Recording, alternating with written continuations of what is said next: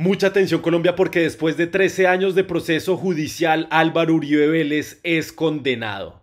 El líder de la extrema derecha, del centro democrático, se convierte hoy en el primer expresidente colombiano en ser condenado penalmente por la comisión de delitos. Y con ello se da cierre a uno de los más grandes sistemas de terror y violencia que hemos vivido en la historia de Colombia y que representa el uribismo en nuestro país. Hoy la jueza Sandra Heredia demuestra que a pesar de las presiones y amenazas de políticos de la derecha colombiana, de fanáticos, abogados, de medios tradicionales, la justicia no tambalea y prevalece firme y con dignidad. Ni los artículos y calumnias intimidatorias como los de Semana, la señora Vicky Dávila, el señor Juan Lozano, director de la FM, lograron intimidar a la jueza Sandra Heredia. Y quiero extenderle desde la comunicación alternativa unas felicitaciones por su valentía e impecable trabajo. Porque si ustedes vieron las audiencias como lo hicimos en seguimiento en este medio alternativo de comunicación Ecuaneco, se darán cuenta que se otorgaron todas las garantías procesales a las partes, a pesar de las dilaciones y de los intentos de obstrucción por parte de la defensa de Álvaro Uribe Vélez y del partido político Centro Democrático. Esta valentía de la jueza que dio inicio a la lectura del fallo de una manera impecable, digna y contundente, como veremos en video, ya desató la violencia del uribismo y de los medios tradicionales que ayer la perfilaron y hoy no dejan de atacarla solo porque no se dio ante las presiones y amenazas de esta agrupación violenta. Ya afuera de los juzgados de Palo Quemado, como veremos, varios simpatizantes del uribismo empezaron a agredir a los camarógrafos que estaban registrando todos los hechos penosos que estaban ocurriendo ahí en las instalaciones por parte de estos fanáticos del uribismo.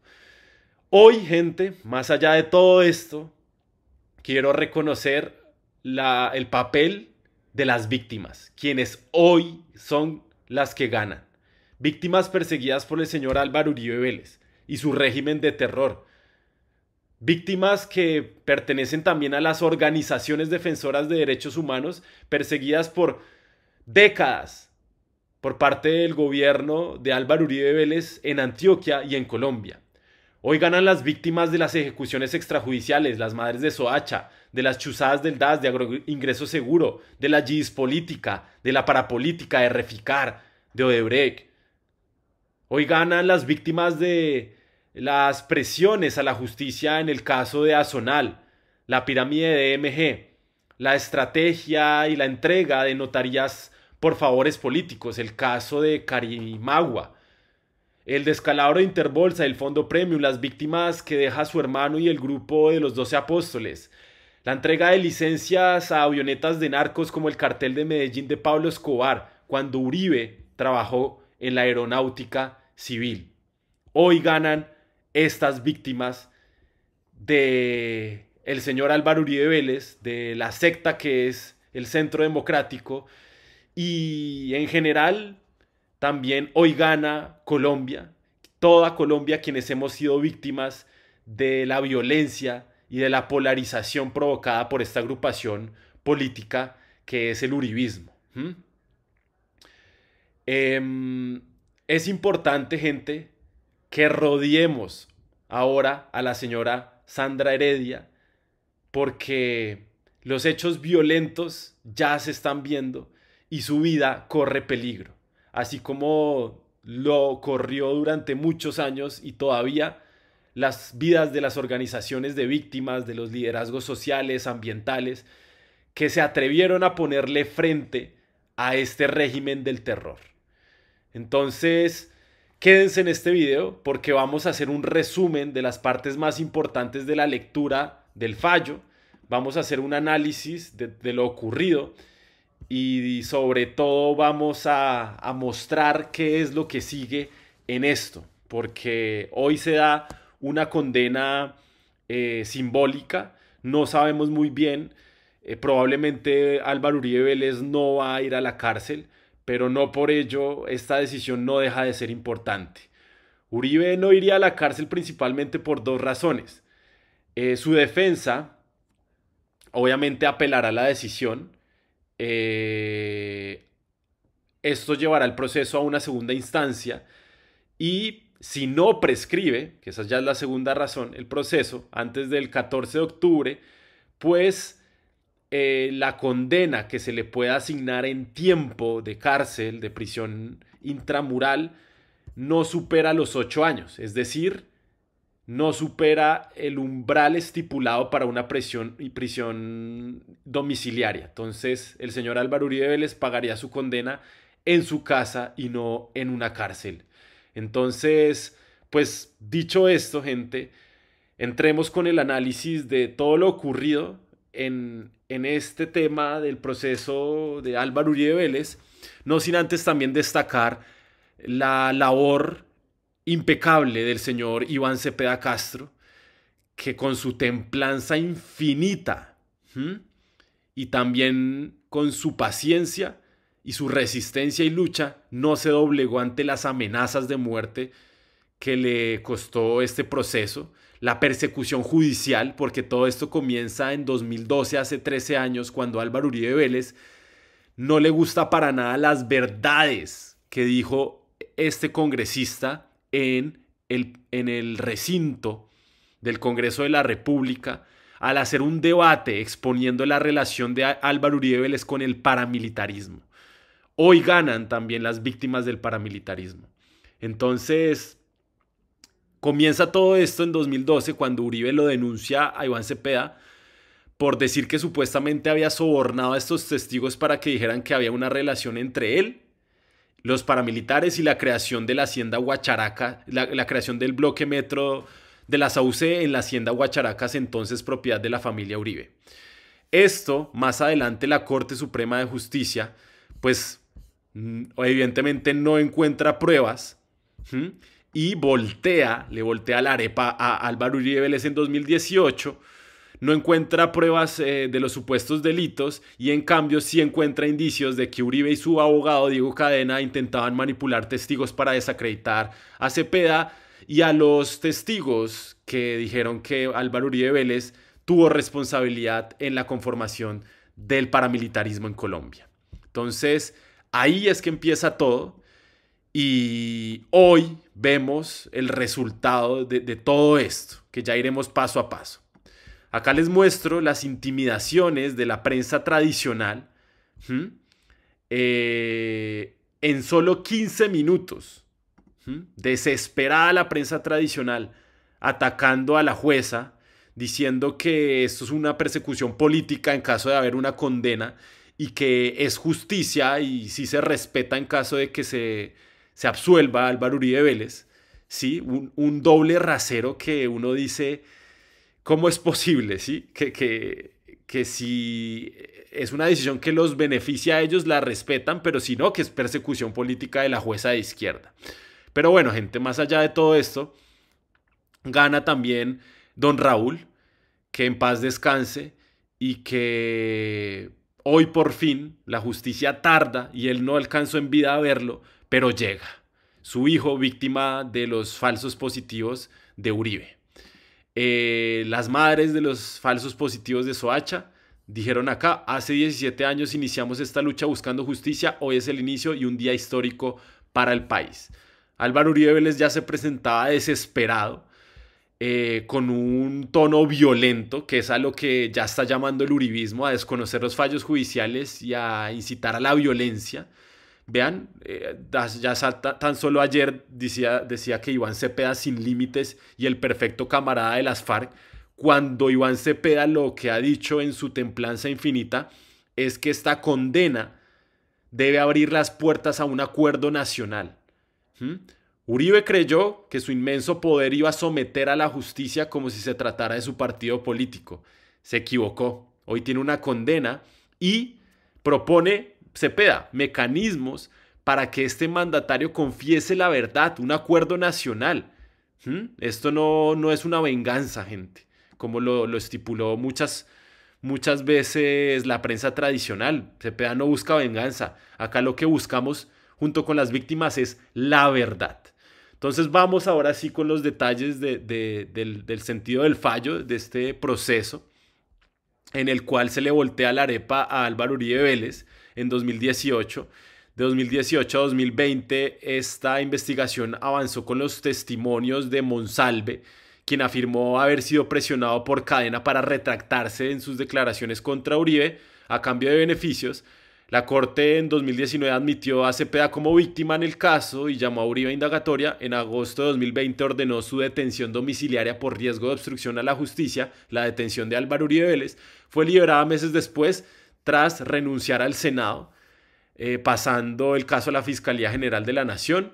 En 2021 se da la acusación formal por parte de la Fiscalía y el inicio del juicio durante el 2021 a 2024. Recordemos que en 2021 la Fiscalía de Barbosa se intentó archivar el caso y no ocurrió gracias a la jueza Carmen Elena Ortiz, que rechazó la preclusión en 2022. En marzo de 2024 la Fiscalía imputó a Uribe. El juicio comenzó formalmente en mayo de 2024 y en 2025, este año, vimos la etapa probatoria y el cierre del juicio. El juicio concluyó con los alegatos finales el 7 de julio de 2025. La Fiscalía sostuvo que Uribe, a través de Cadena, buscó manipular los testimonios para incriminar a Cepeda y desviar las atenciones de sus propios vínculos con el paramilitarismo.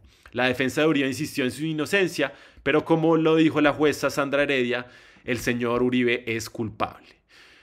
Ya veremos la lectura del fallo de la jueza Sandra Heredia, pero quiero hacer hincapié en varios de los puntos. La argumentación de la que carece el uribismo, con uribismo que hoy incita a la violencia y a desconocer el fallo de la jueza Sandra Heredia. Entonces, primero, la jueza Sandra Heredia reveló que el señor abogado Diego Cadena sí hizo un peregrinaje por las cárceles de Colombia para favorecer al expresidente Uribe y desacreditar al senador Iván Cepeda. Por parte de la Fiscalía, la continua interacción del abogado Cadena Ramírez con Enrique Pardo Hache durante los días 21 y 22 de febrero al interior del establecimiento carcelario La Picota, la que se extendió a Monsalve Pineda y el mismo Romero Agudelo, sino también el peregrinaje que desplegó por diferentes centros de reclusión para cumplir presuntamente el mandato del procesado, en aras de recopilar memoriales en los que enlodara la imagen de Cepeda Castro, como asiduo visitante de penitenciarías con ofrecimientos de preventas para lograr testimonios en contra del procesado, con destino exclusivo a la Corte Suprema de Justicia para robustecer el pedido de iniciar investigación en contra del senador u obtener la revocatoria del auto inhibitorio, concretándose que su presencia no lo fue solo en Bogotá, sino que extendió a Palmira, Cómbita y El Buen Pastor. Permitió corroborar el dicho del testigo Iván Cepeda Castro con relación a las solicitudes que había realizado al interior del IMPED y establecimiento carcelario en aras de salvaguardar la integridad del interno Monsalve Pineda, relacionadas con mejorar sus condiciones de seguridad y que se le permitiera el ingreso de víveres para preparar sus propios alimentos, lo que significa que aquellas no fueron subverticias, sino que quedó demostrada su trazabilidad por los canales institucionales, lo que derruye la teoría que, eventualmente, como se quiso hacer creer, este testigo ha declarado en contra del procesado en virtud de las prebendas, beneficios, elogios que ha recibido el senador. De ahínca, sus actuaciones se limitaron a su actividad como defensor de derechos humanos y que como ciudadano y servidor público, al tener conocimiento de la presunta comisión de una conducta punible, como era su deber a voces del artículo 67 del Código Penal, procedió a correr traslado de esos videos a la Fiscalía General de la Nación para que se investigara, situación que incomodó al procesado y por ello lo denunció ante la Corte Suprema de Justicia. Ahí está. Segundo argumento, y es, lo dijo la jueza Sandra Heredia, las interceptaciones ordenadas por la Corte Suprema de Justicia contra Álvaro Uribe Vélez fueron declaradas legales. Del 2000. Continuando con el del delito, aun cuando no tengan relación de titularidad con el indiciado.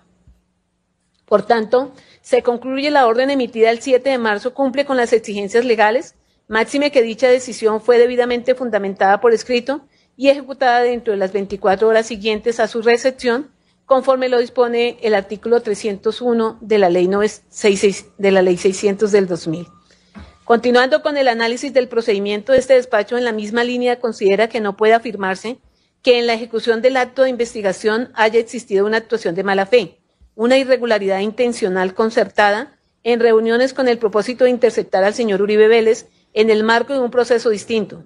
Tales afirmaciones corresponden a conjeturas y suposiciones planteadas por la defensa, sin respaldo en los elementos probatorios del expediente.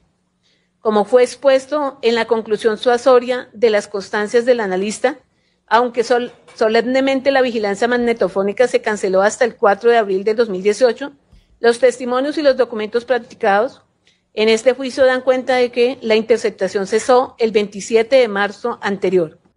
Listo, declarada legal. Y lo que dice también la señora jueza es legal porque el secreto, o sea, la defensa alegaba que las comunicaciones entre abogado y cliente son privadas, ¿sí? Son privadas, no tienen por qué darse a conocer, son secretas, y el que se intercepten estas comunicaciones la dotan y la revisten de ilegal. Pero lo que no contaba la defensa es que el secreto profesional y el carácter privado y personal y secreto de estas interacciones no ampara los delitos, la comisión de delitos como el que hoy cometió el expresidente y líder del Centro Democrático, hoy condenado, Álvaro Uribe Vélez.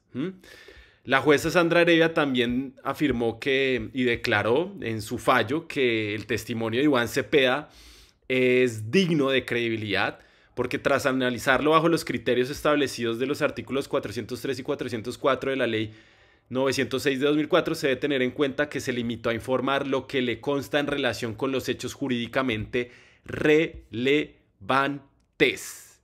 ¿Y qué es lo que dijo el señor Iván Cepeda Castro, gente, en su testimonio? Les voy a decir acá. Dijo que negó haber manipulado testigos y afirmó que Uribe, a través de su abogado Diego Cadena, buscó inducir retractaciones de Monsalve para desacreditarlo, afectando su honra y la justicia. Cepeda destacó que las acusaciones en su contra fueron un intento de silenciar su labor como víctima y opositor político. Las afirmaciones, también lo dice la jueza en su sentido del fallo, de Monsalve, las afirmaciones de Monsalve no contienen situaciones difíciles de creer. Recordemos que Monsalve es el exadministrador de la hacienda Guacharacas, donde se dio la conformación de las AUC, del bloque metro de las AUC, con complicidad del señor Álvaro Uribe Vélez. Y eso, gente, fue ese testimonio de Monsalve, dice la jueza, es una situación que no es difícil de creer. Entonces dice, las afirmaciones de Monsalve no contienen situaciones difíciles de creer o que se adviertan falacias por provenir de un privado de la libertad. En lectura del veredicto, la jueza Heredia concluyó que el testimonio de Juan Guillermo Monsalve merece credibilidad. Ese era otro argumento del uribismo, y decir que porque fue un condenado paramilitar entonces no había que creerle. Es absurdo, porque si no, toda persona involucrada en el paramilitarismo que quiera exponer a Uribe no podría hacerlo solo por el hecho de ser paramilitar condenado. Asimismo, la jueza Sandra Heredia aseveró que Álvaro Uribe le tenía afán por desacreditar a Juan Guillermo Monsalve y el senador Iván Cepeda. Escúchenlo ustedes mismos. Se persiguió a toda costa demeritarlo, dando visos de querer ocultar una verdad a la Administración de Justicia que a la postre desborda el objetivo aquí juzgado. Y lejos de lograr demostrar que Monsalve Pineda no perteneció al grupo insurgente, lo que sí permitió corroborar ese excesivo afán por desacreditarlo es que el procesado, como diera lugar, presuntamente se valió de sus influencias, amigos, seguidores y abogados para hallar testigos en diferentes establecimientos carcelarios que rebatieran esas incriminaciones, hacerlas firmar documentos que condensaran discursos contrarios a los del testigo, a llegarlos a través de sus apoderados a los magistrados de la Corte Suprema de Justicia para que alcanzaran un convencimiento errado de que Cepeda Castro sí buscaba desprestigiarlo, con la recepción de esas entrevistas, en las que finalmente se logró determinar que ninguna incubación de lo que tenían o no que decir provino del senador denunciado. Tampoco resulta acertado, como lo resaltó la señora fiscal, aceptar que Juan Guillermo Monsalve Pineda urdiera desde el establecimiento carcelario donde se encontraba un plan para acercarse al procesado y de esa manera preconstituir un andamiaje especioso en aras de vincularlo con actividades ilícitas, como lo pregonó la bancada defensiva. Este declarante aceptó que en tiempos remotos envió misiva al señor Uribe Vélez, pero nunca recibió respuesta y él mismo refirió no haberla recogido. Por ello, no le pudo ofrecer la ayuda que clamaba, pasando varios años desde el 2009, sin que, pese a la cercanía que pregona con su familia, especialmente con su padre, a quien se refiere como un hombre trabajador, le interesara su suerte, hasta que ya se había practicado copiosa prueba por parte de la Corte Suprema de Justicia y se avecinaba la resolución de su denuncia por diferentes frentes, buscó acercarse para obtener la retractación de sus dichos perdidos ante Cepeda Castro, tal como quedó plenamente acreditado, y que también hacían parte esas manifestaciones de un proceso que al parecer se adelantaba en contra de su hermano. No en vano Pardo Haches lo asediaba a diario, también lo hacía Cadena Ramírez, cuando lo visitaba, y otro tanto era ejecutado por Carlos Eduardo López Callejas, e incluso de ello también da cuenta las conversaciones sostenidas por los dos primeros. Lo fue destrozando, pero bueno, ese es un momento estelar de la lectura del fallo, y es que la justicia se respeta. La jueza le pide silencio a la congresista de extrema derecha María Fernanda Cabal por interrumpir la audiencia y no saber comportarse. Cabal pues ya venía oliéndose en la lectura del fallo porque la jueza dio una argumentación previa para después dar la lectura del fallo. En su violento comportamiento que la caracteriza, pues decide interrumpir a la jueza Sandra Heredia, y no le gusta mucho que se haya demorado, que haya estado dando todos los argumentos por los cuales el señor Álvaro Uribe Vélez pues debió ser condenado. Ya les muestro el momento, acá es. Por favor, guardar silencio. Señora Cabal, ¿puede por favor guardar silencio? Esta es una audiencia muy solemne y precisamente quienes vienen es porque van a prestar atención. Bueno, discúlpenme. Ahí está. Y bueno, gente, pues esta es una... Ya para mostrar el sentido del fallo, quiero darles un último dato, y es que la jueza contrató a presión por parte de los medios tradicionales de comunicación contra un sistema judicial también en donde impera la impunidad, porque acá les tengo el dato. Entre 2010 y el primer semestre de 2023 se registraron 57.000 denuncias. De estas solo el 6% resultaron en condenas. Esto implica una tasa de impunidad del 94%, ya que el 94% de las denuncias no culminaron en condena. Además, el 89,7% de estas denuncias no registraron capturas y el 77% de los casos permanecen en etapa de indagación, lo que evidencia un estancamiento en los procesos judiciales. Esto es una demostración de dignidad, cosa que tampoco pudieron hacer las altas cortes de este país, porque vale la pena mencionarlo. Silencio absoluto por parte de las altas cortes ante la brutal presión que recibió en los días anteriores la jueza Sandra Heredia, gente. Entonces, bueno, sin más, les dejo con dos videos. El primero es la apertura de la jueza Sandra Heredia para dar pie a la lectura del fallo, que me pareció impecable, contundente, de manera digna, resaltando la labor de ella y de esta decisión aún y cuando recibió todas esas presiones y amenazas por parte del uribismo. Entonces, escuchemos, esto va a quedar para la historia, y les muestro también el video del sentido del fallo. Está prácticamente lista. Creería yo que pasa de las 1000 páginas.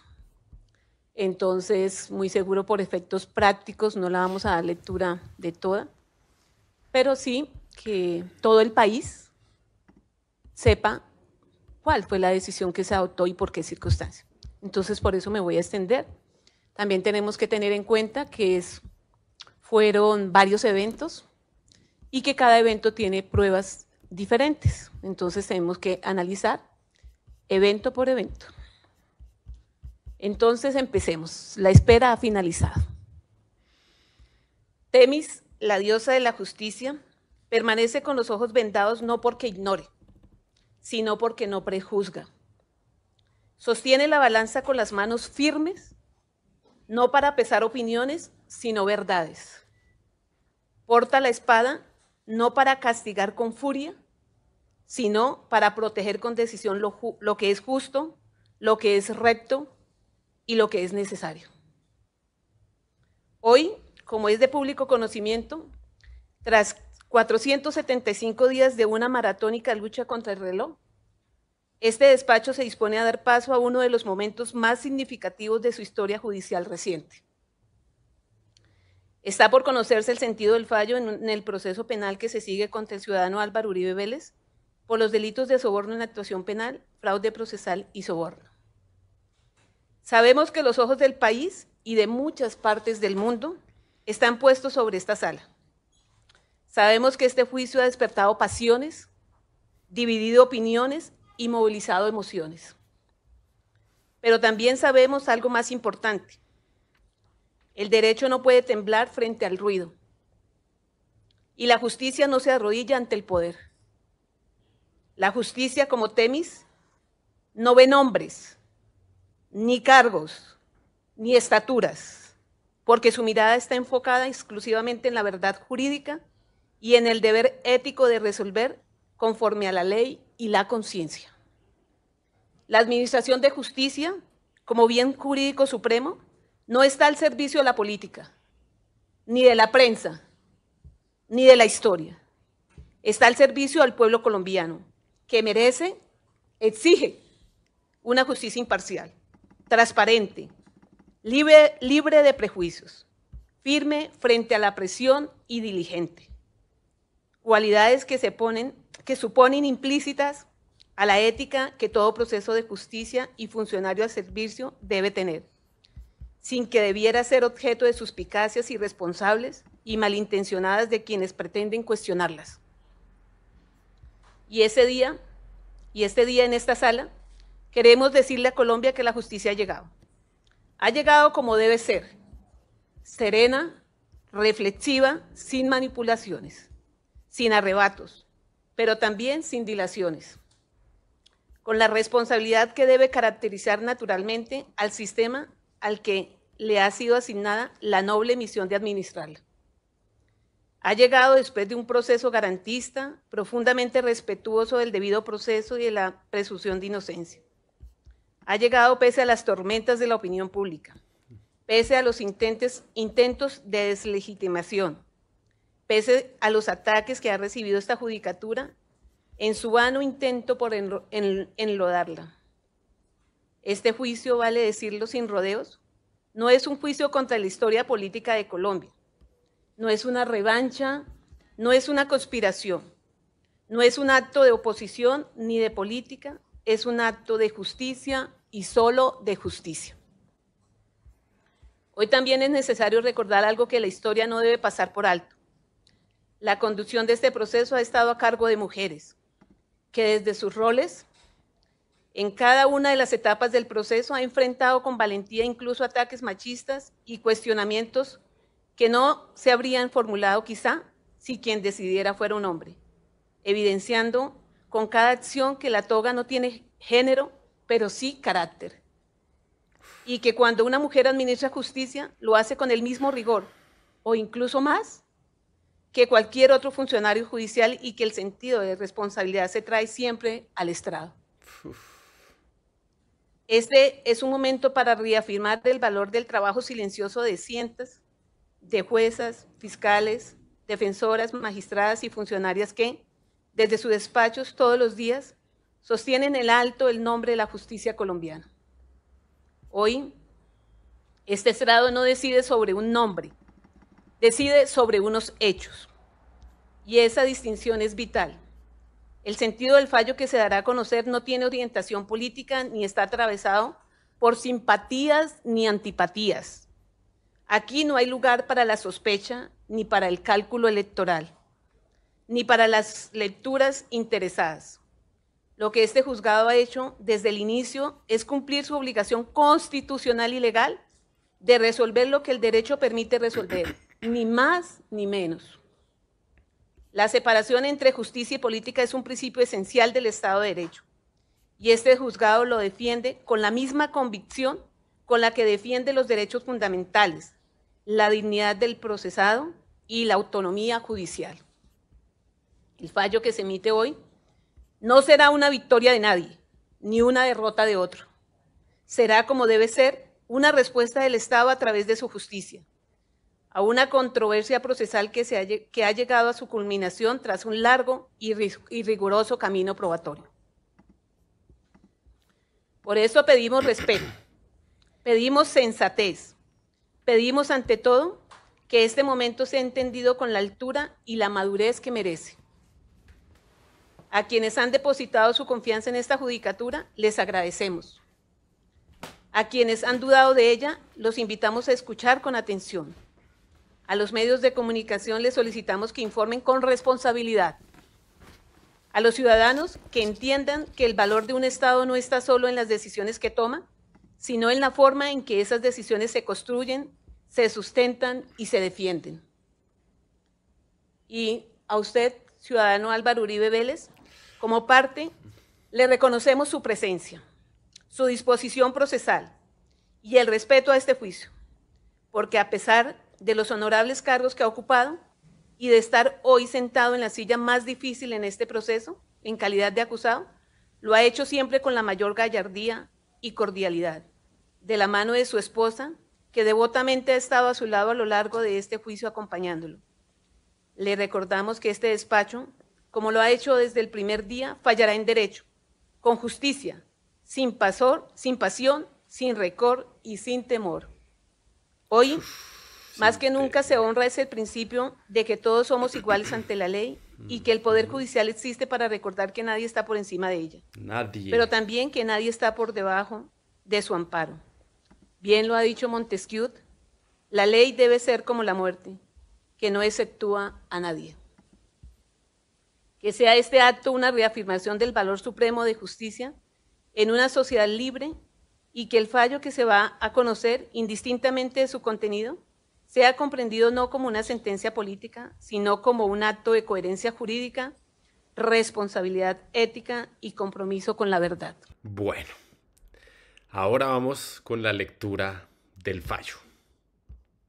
La misma prebenda para que se retractara, esto es, su eventual ingreso a la JEP por una persona cuya profesión es vaquero, por tanto no está familiarizado con dichas jurisdicciones, que esta revocación se hiciera bajo la misma modalidad, remitiera un papelito o grabara un video, como inicialmente se exteriorizó en Bogotá, que al igual como sucedió en Picota, se refieran al presidente, al jefe como el destinatario.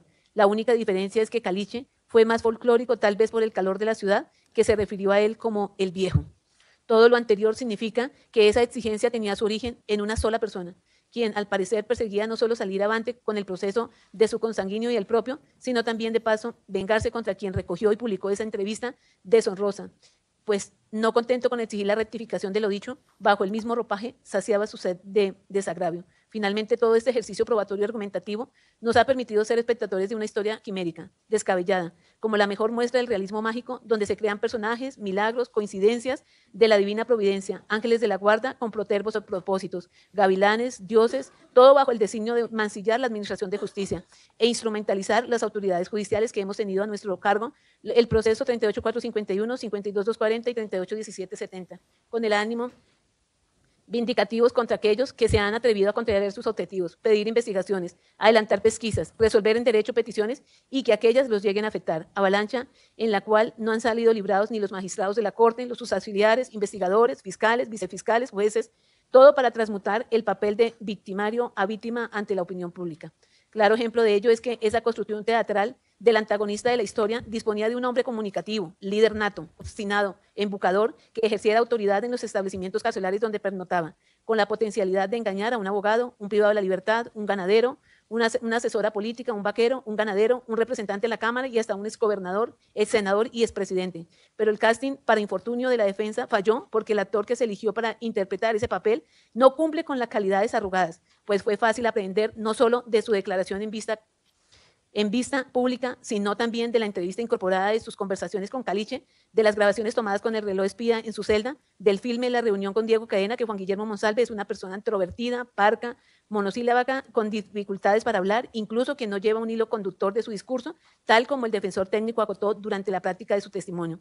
Por ello, la fantasía ideada resulta imposible de creer, que en su condición de Adalid urdiera tal artimaña para fingir una retractación y después afectar a todos a su paso, especialmente al señor Uribe Vélez, incluso cuando eso le supuso estigmatización, el distanciamiento de su familia, los presuntos atentados contra su integridad y demás cargas que no asumiría alguien que implantó un entrampamiento. Al baremo de los anteriores argumentos, podemos concluir, de la mano de la Fiscalía General de la Nación y apoderados de víctimas, que quedó suficientemente acreditada la materialidad de la conducta punible de soborno en la actuación penal respecto del testigo Juan Guillermo Monsalve Pineda, que en septiembre del 2011 rindió una entrevista al entonces representante de la Cámara, Iván Cepeda Castro, en donde afirmaba algunos vínculos de los señores Álvaro y Santiago Uribe Vélez con la fundación, organización y apoyo de grupos insurgentes, la participación en masacres, extracción y comercialización de hidrocarburos, lo que motivó que por parte del parlamentario se corriera traslado de esta charla a la Fiscalía General de la Nación, hecho que incomodó al expresidente de la República y a través de su abogado lo denunció por abuso de función pública, calumnia y otros. Por ello, la Corte Suprema de Justicia, luego de adelantada la indagación, el 16 de febrero del 2018, decidió inhibirse de abrir investigación en contra del senador y compulsar copias contra el expresidente. Antes de producirse esa determinación, a través del abogado Diego Javier Cadena Ramírez, Enrique Pardo Hache y Carlos Eduardo López Callejas, se buscó que el señor Monsalve Pineda rectificara sus dichos en contra de los hermanos, pues también se supo que el señor Santiago Uribe Vélez estaba vinculado a una investigación como presunto colaborador de la organización paramilitar Los 12 Apóstoles, actividad que se incrementó con la producción del auto inhibitorio a cambio del profesional del derecho. Le adelantaría una acción de revisión frente a las condenas que lo mantenían cautivo, mejores condiciones carcelarias y que sí pedía seguridad de manera pública para su familia. El aquí procesado lo apoyaría. Por ello, desde Bogotá y Neiva se emprendió una auspiciosa actividad orientada a que Monsalve Pineda, en favor de los hermanos Uribe Vélez, faltara la verdad ante la Corte Suprema de Justicia y desmintiera lo dicho. Pero adicional, debía argumentar que lo allí expresado era producto de la actividad malintencionada del senador Iván Cepeda Castro, quien había obtenido ese coloquio bajo promesas de beneficios carcelarios y asilos. En esos términos, el primer soborno en actuación penal en cuanto a la materialidad de la conducta punible ha quedado acreditado.